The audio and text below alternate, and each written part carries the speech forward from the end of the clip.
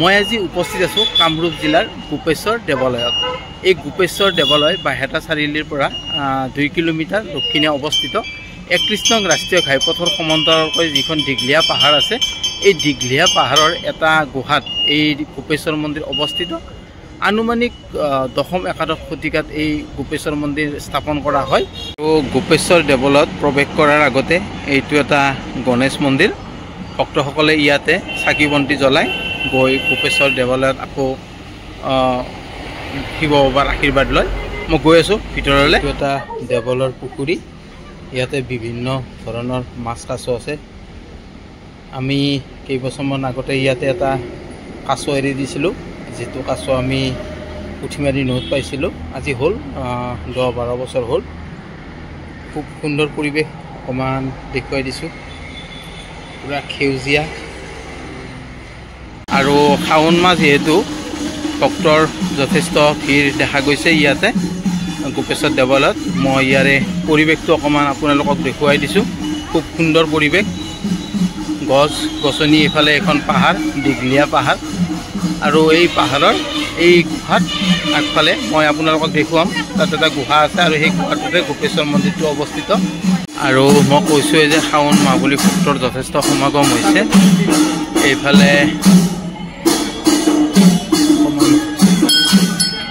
এয়া আয়তীসকলে নাম প্ৰসংগ কৰি আছে। ইয়াতে অকণমান দেখুৱাই দিছোঁ।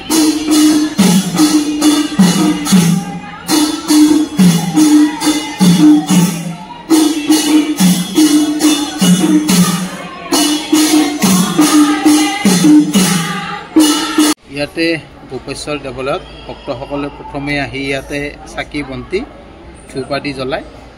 তাৰপিছত মূল মন্দিৰলৈ গৈ শিৱ বাবাৰ আশীৰ্বাদ লয়। ইয়াতে স্থাপত্য ভাস্কৰ্যৰ ভগ্নাৱশেষ দেখিবলৈ পোৱা যায়। এয়া অকণমান দেখুৱাই দিছোঁ।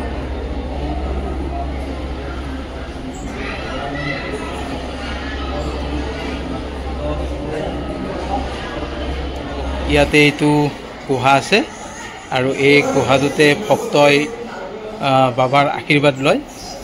আৰু ইয়াৰ পৰা কিছু দূৰত পাৰ্বতী কোঠা নামেৰে এখন স্থান আছে।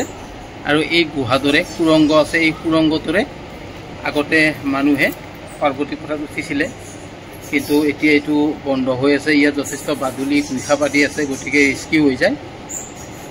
অকণমান দেখুৱাই দিছোঁ আপোনালোকক।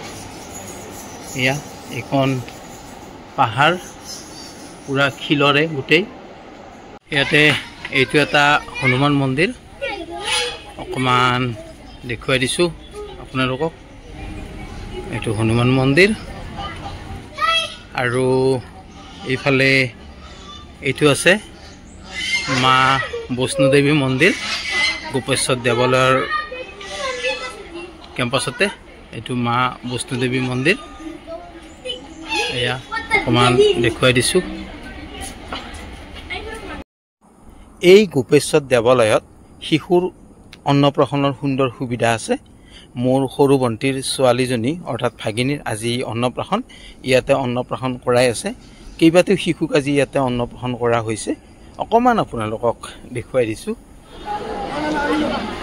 ভক্তসকলে ইয়াতে ভোগ আগবঢ়াব পাৰে আৰু ভোগ আগবঢ়াৰ পিছত ইয়াতে খোৱা লোৱাৰো সুন্দৰ ব্যৱস্থা আছে।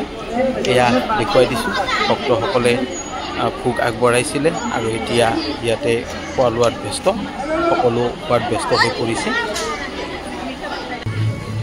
আজিৰ ভিডিঅ'টো এইখিনিয়ে আছিল। আপোনালোকক অকণমান দেখুৱাবলৈ চেষ্টা কৰিলোঁ। গতিকে কেনে পালে জনাব। ভিডিঅ'টো ভাল লাগিলে লাইক, কমেণ্ট, ছাবস্ক্ৰাইব কৰিব। গতিকে বাই বাই।